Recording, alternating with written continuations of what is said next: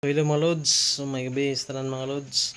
So kareview na mga lods balik sa vlog mga lods.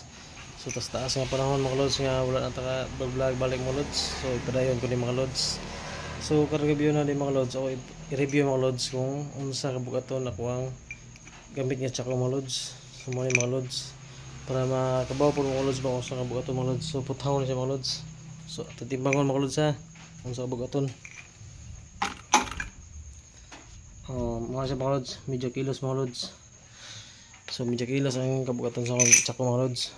So katong ganahan nga makabalo gamit ani mga lods or self defense mga lods. Labaw na karong panahon ng mga lods, daghang mga busado mga lods. So tanawan niyo ako video mga lods kay ako ni step by step mga lods.